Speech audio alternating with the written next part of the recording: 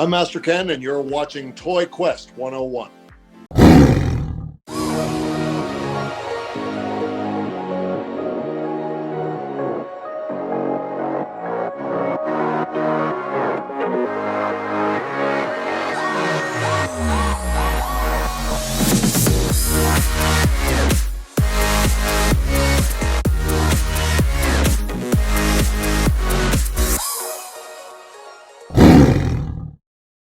My name is Ilias, my father Miguel. And you heard it right. We have Master Dad, Ken. there's What? someone in the house. How did you even get in my house? What? The Sent heck? that over for you. Thank you. You need to leave before this interview is done. How to introduce Master Ken. The master of all masters, the Sifu of all Sifus, the almighty, all-knowing, all-seeing, the grand master, the icon, the best there is, the best there was, the best there ever will be, the man, the myth, the legend, the greatest of all time. Jiu-jitsu sucks. All right. Well, you guys, I'm not reading all this. We have Master Ken in the building. Thank you so much for being on the show. Now, before we start, we want to remind you guys to subscribe to ToyQuest101 and don't forget to hit that notifications bell so you don't miss any toy reviews, statue unboxings, or any celebrity guests that might pop up on our show. All right, so the first question has to be the origin of Master Ken. How did Master Ken come to be this world-renowned martial artist? I mean, did you grow up with a pack of llamas, or did your mom abandon you in a gym locker room, or did some jiu-jitsu guy just come and beat you up so bad that you had to be this master with 11 stripes? I mean, how really did he come about? Dad, What? have some respect. Sorry. Okay. I'm sorry. Thank you. That's. I want to congratulate you on asking me the longest question anyone's ever asked. It's a pleasure to be on a show where someone obviously likes the sound of their own voice. I want to also thank you for connecting me to everyone in New Jersey, a place known for two things: bad taste and chemical waste. It's good. It's good that you asked that question about the origin of Ameri-do-te. It's a lifelong journey, really. It's just a series of me always knowing that I had intrinsically the power within me to create the best fighting style, and then testing that by going from dojo to dojo and realizing that everything everyone was teaching was a bunch of bullshit. And the longer you figure that out, the quicker it is to realize. For instance, I had to study Shotokan for 3 months before I realized it was bullshit. Then I studied Aikido for about 2 weeks. And then by the time I got to jiu-jitsu, I could tell from the parking lot. I didn't even need to go inside. I just looked at the sign and said, that looks like a bunch of professional cuddling bullshit. So really just, and then taking incidents from my own life. I have a move called the Hurricane. You maybe have seen it. I have. Where I'm dealing with multiple attackers, throwing my body in every which way. I created that move after I had my first seizure. So it just depends on things that happen in my life, turning them into effective self-defense. Okay, very, very interesting. Very interesting. So, Ileana, why don't you ask the follow-up question to this? What is Ameri-do-te? Ameri-do-te technically translates to the American way of the hand, the tiger claw. But what Ameri-do-te is, in essence, is it takes the best parts of every other martial art in the world with none of the weaknesses, which is why we like to say best of all, worst of none. Best of all, worst of none. I like it. All right, learning a little bit more about Master Ken. So you are an 11-stripe black belt, quite an accomplishment. So what does it take to get to that level? Look at that, it's amazing. Really, I mean, if you're asking technically, it's just electrical tape. You just, every time you go up another level, you just cut some tape off and put it on your belt. I mean, am I being too technical? No, fair enough. I would agree. Now, where do you find red electrical tape? That's pretty interesting. If that's a serious question, you can go to Amazon and get it. It's available at a variety of of stores. I'll send you some. It's only $45 a roll. Okay, fair enough. All right. What is, I mean, you spoke a little bit about your techniques, but what is your most deadly technique? My deadliest technique would probably have to be the kill face. Kill face. And what does that consist of? The kill face is basically the culmination of all of your power, all of your rage. You know, think of someone that you hate. Think of something that brings a lethal sort of thought or feeling into your head and your heart. Then you bring all of that into your face, okay? Having a good kill face is like walking around with a loaded gun in your pocket, only it's not in your pocket, it's in your face. In your face. Okay? Bringing all of that up, then you just containing all of the kill power. Now, I can't unleash it to you because you would be destroyed over the phone here, okay? So just demonstrate the bomb, okay? Bringing all of my kill energy and just opening it up. See that? Just kill facing the opponent to death. Quite effective. There goes Bob, unfortunately. All right. Wow. The kids, don't try this at home, please. Yeah, dude, right. Don't get me sued. Yeah, please. No. We'll make sure we'll put it in the bio of the video, the fine print. Eliana, why don't you ask your question? Is there anything Master Ken is afraid of, or do you have a weakness? Good question. What is the kryptonite of Master Ken? I would say that the second question, do I have any weaknesses? No, that's an obvious one. But as far as what I'm afraid of, myself. Because I'm the only person that is as strong as me. So sometimes I'll be walking through the dojo and I'll catch my own reflection in the mirror and just, you know what I mean? Because I think, wow, that's a dangerous person right there. You know, I'm glad that I'm me, because if I wasn't me, I would be afraid of myself. That makes sense. That makes sense. Okay, I like it. All right. When you have students, what do you look for in a new student, and how do you know they're ready to get promoted? Well, the most important part is to make sure that their check clears. You have to make sure that when they pay you, that the amount of money that they give you is deposited into your bank account and that it's verified. That's the most important part, because we're not out here doing charity self-defense work. The second part is subservience, okay? You have to make sure that your student understands that you're in charge. There's a variety of ways to do that.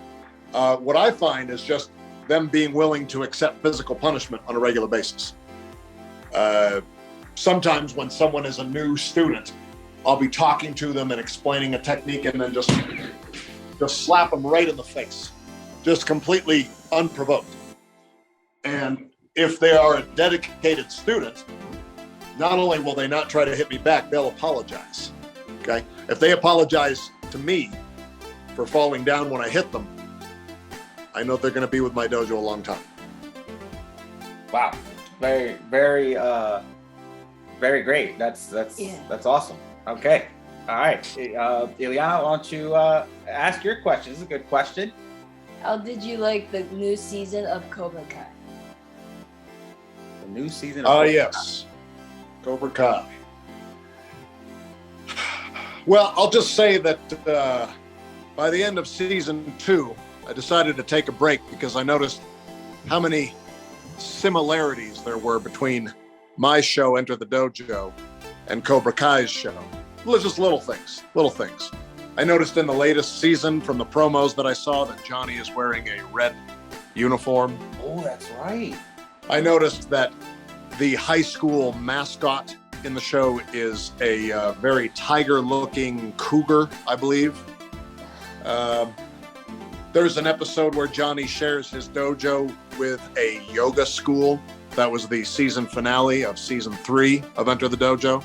So what I think is a bunch of Hollywood hacks just went in and cut and pasted all my great ideas and are making money off of it. So the only way that I'll forgive them is if they allow me to be the hero of the future season of the show. If they incorporate me in a major way, I'll let them get away with it. Otherwise, their groins have an appointment with my foot.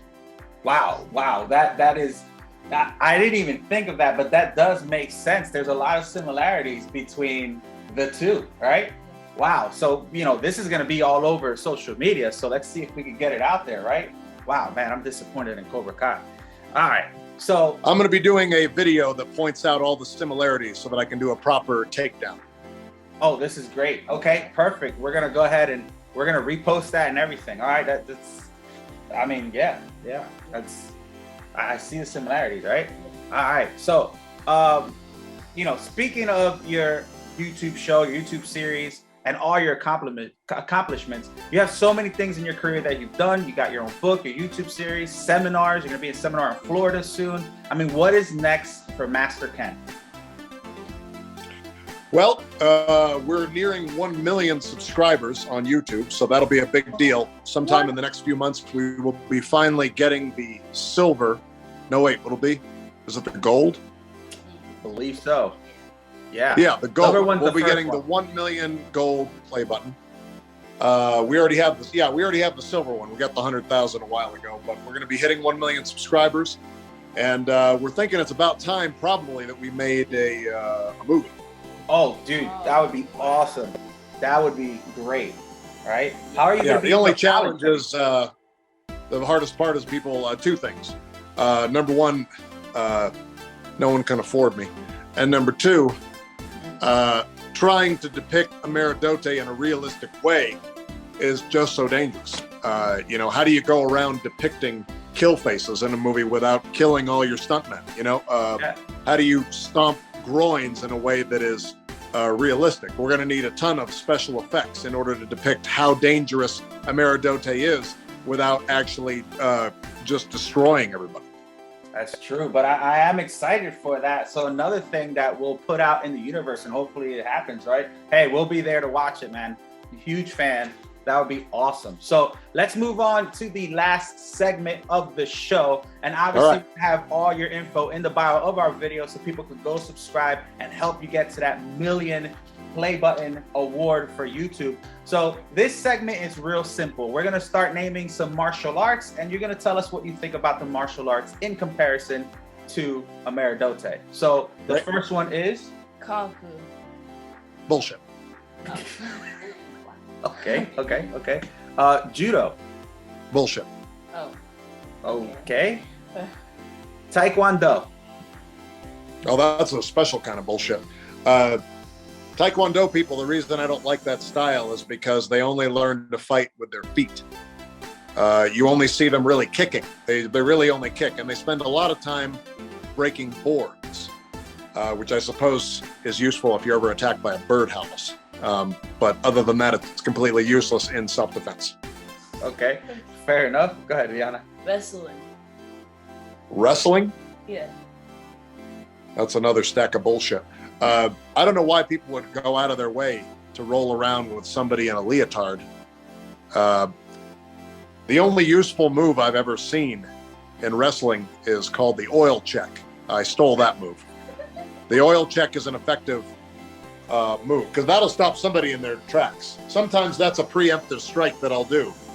If someone is up in my grill talking some smack, I'll just reach around and I'll just pick them right up by their anus. Okay. All right, fair enough. Muay Thai. Muay Thai is the type of bullshit that still confuses me. Whenever I see movies about Muay Thai kickboxers, they're always conditioning their shins by kicking banana trees, or they're breaking flower pots with their feet. So basically, Muay Thai is full contact gardening. I mean, he's not wrong, right? It makes sense. Okay. All right, Ileana? Boxing. Boxing, same problem that Taekwondo has, but in reverse. They only learn how to punch with their hands, never learn how to use their feet. You know, what happens if they don't have their boxing gloves? How are you going to box without boxing gloves? You can't walk around with boxing gloves on. Try carrying your keys with boxing gloves. Almost impossible. This is true. Okay. This is true. Yeah. All right. Krav Maga. Yeah, that's a special kind of bullshit as well. Krav Maga. I think Krav Maga is the GED of martial arts. I've seen people become instructors with just 10-day certification courses in Krav Maga. 10 days. I'm pretty sure it still takes 2 weeks of training to become a security guard at Walmart. Okay. God, okay. This is true too. All right. Aikido. Aikido, that's Steven Seagal bullshit. Yeah. I mean, they wear dresses. They call them hakamas, but they're dresses. It's fine. You can wear a dress if you're doing self-defense. Looks a little silly. They also spend a lot of time doing outdated attacks. You know, they always attack like this here. They attack with upward things like this. I never see an Aikido guy try to defend himself against an axe or a rake or a fidget spinner. You have to have something that adapts with the times. Okay. All right. I see we're not getting too far with this. All right. Jiu-jitsu. That's my sport there. I know you're gonna. Jiu-jitsu. Yeah, I'm sorry to hear that. Jiu-jitsu. I mean, professional cuddling. You know, that's all it is. They don't teach you how to strike properly in jiu-jitsu. They teach you to get this close to your opponent, and then they don't teach you practical moves. You know what I've never seen taught in a jiu-jitsu class? What's that? Biting. It's illegal. We're not allowed to bite. Why would you? Well, illegal. It's illegal for him to attack me, right? It's illegal for this guy to get up in my face. So if I'm going to pull him this close, I'm going to bite his nose off. I'll tell you something. You bite somebody's nose off and spit it back at them, they don't want to fight anymore. I've done it. Okay. Okay. All right. So if you don't want to break the law, there's another move I teach called the tongue punch. The tongue punch? No, we'll pass The on tongue that. punch. What you do is you flex your tongue Oh my God. like that, and you can shoot it right into their eyeball. Okay? You can bruise a cornea like that.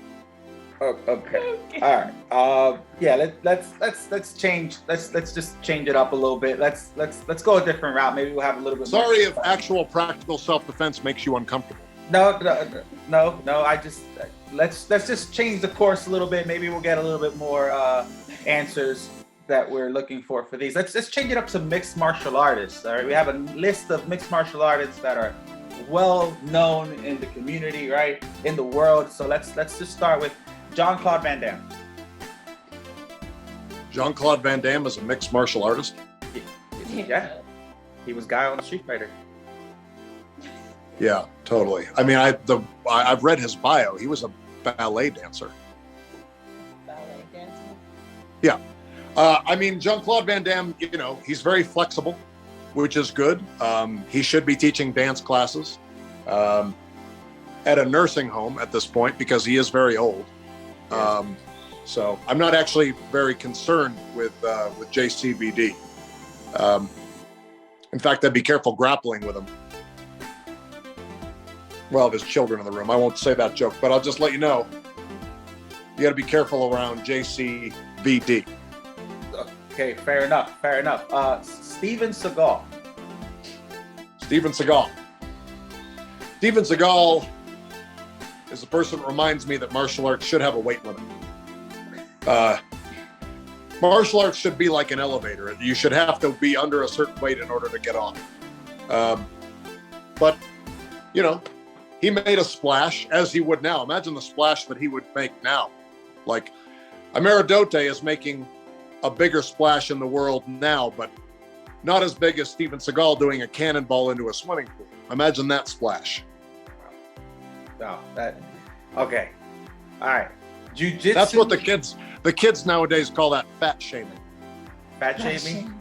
Yeah. You know what I call it? What do you call it? The truth. Oh man, Okay. this is bad. All right. Jiu-jitsu black belt, Tom the Blast. I don't know who that is. I thought you were going to say famous people. Oh my God. Man, he's gonna kill you. I know. All right. Go ahead, Leon. Just pick the next one. Bruce Lee. What about him? Wow. Really? Bruce No, Lee? he's honestly, it's not fair for me to evaluate Bruce Lee because our weight classes are so different. It wouldn't be fair if I fought Bruce Lee. He was like a $145 soaking wet. So that would be the equivalent of me fighting a child. Okay, fair enough. UFC fighter Paul Felder. Paul Felder, UFC fighter Paul Felder. Yeah, again, I don't. You should pick really famous people because I have no idea. All right, okay. Paul is he the father of Corey Feldman? No. He's Okay. the Irish Dragon from Philadelphia. He's also now a sports analyst as well for the UFC, for the best. Irish Dragon. Is he a drunk? No. He's not. Okay. He's really good. He's been on the show before as well, so. Not on my show. That's why I don't know who he is. If he hasn't been on my show, then he's not that famous. Okay. Fair enough. I'll pass along the message. All right, this guy's famous. Everybody knows this guy. Chuck Norris. Oh yeah, Chucky. My biggest problem with Chuck is that he's been going around telling people for years that he invented the nunchucks. Not true. Just because his name is in it doesn't mean he invented them. He's another guy that I have a hard time picking on because of the age difference. I don't want to be too rough on Chucky. He's pretty old. He does do a bullshit martial art though, Tang Soo Do. That's a lot of bullshit. You know what Tang Soo Do actually means? A lot of people mistranslate the name. Tang means happy. Soo means to take. And Do means money. Happy to take your dough. Oh, okay. I didn't know that. All right, it makes sense. All right. Big scam, the Tang Soo Do. Damn, Chuck Norris. All right. How about the #1 pound for pound jiu-jitsu competitor in the world, Gordon Ryan? Well, that's not the guy with the tummy ache. Oh my God. Didn't he Yes. Didn't he retire because his tummy hurt?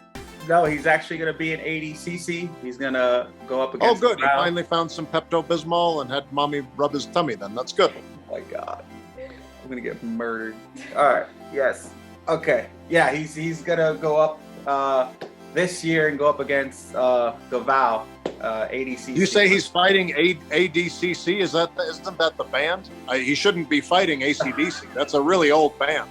Those guys are like 80 years old now. That's not a fair fight. Okay. All right. Moving along. Michael J. White. Michael J. White. Oh, yeah. See, now I know who that is because he was on my show. Yes, he was. He also played Spawn, right? He did play Spawn a long time ago. Yeah. I mean, more power to him. He should do more movies. He used to be more famous. So the main thing is that I think that I could help him probably by doing a movie with him or having him on my show more because he hasn't been that famous in a long time. And he's getting older, plus that karate bullshit. As far as I know, he's a point fighter. I don't think that we don't do points in the street. You know what I mean? No, we don't. That's right. Okay. All right. Michael J. White. All right. This is one of Ileana's favorite. Go ahead. The only thing that can stop Michael J. White, because he's Black Dynamite. You know that?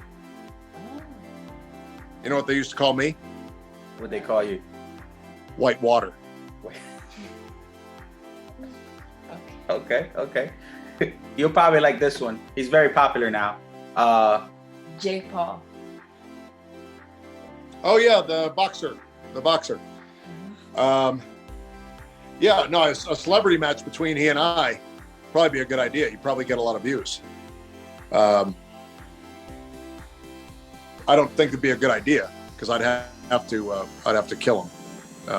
But that would get a lot of views too. Imagine Jake Paul. Imagine if I removed his groin in front of 40 million people.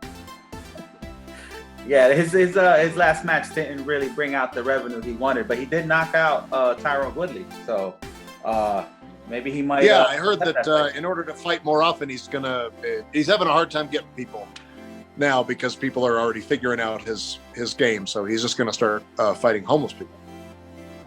Oh, okay. Yeah.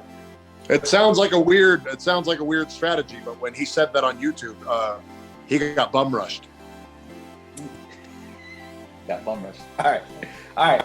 UFC fighter Conor McGregor, the notorious Conor McGregor. Yeah. Again, weight class, a bit of an issue. I don't really trust him to stay on his feet. He's got some wobbly ankles. You notice that? He does. I heard a rumor it's because he walks around in high heels, and that's weakened his ankles. So as long as he was willing to fight from the knees so that he can't twist his ankle and opt out of the fight, I'd agree to that. Harsh shots fired. Okay, we got three more. Go ahead, Iana. Mike Tyson. Iron. Mike Tyson. My preferred venue with him would be a spelling contest. Ooh. Okay. You would beat him in a spelling contest? Yeah, because again, these guys are getting old. I don't really think it's fair for me to fight mano a mano. But if we were in a whistling contest, I think he would win because he whistles inadvertently. Just by speaking, he whistles. So he calls his pigeons. All right. Yeah. All right. This is a good one. Another popular person who you just recently had on your show, but Dale Brown from the Detroit Urban Survival Tactics. Oh yeah, Dusty Bottoms. I feel like I already embarrassed him enough. I showed him on my previous one of our previous episodes how ineffective he was. But I'd be willing to do it again. I think the best way to embarrass him would be to do a 50-yard dash. But all right. Last one before we end the show. Liliana, why don't you go ahead and say the last one? Floyd Mayweather. Floyd Mayweather. Yeah. No, I would square off with him if someone gave him a stepladder. He's the little guy. He's tiny. Good on him for making all of his money. I respect his fashion sense, but not his fighting. All right.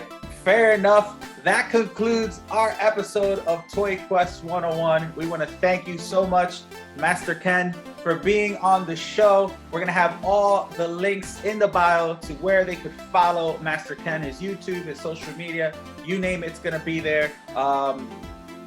Thank you so much, right? Yeah. All right. So we'll see you guys on another episode of Toy Quest 101. Iana, why don't you tell them where they can find us? You can find us on Instagram, Twitter, Facebook, and TikTok. All right, guys. We'll see you next time. Bye, guys. Bye.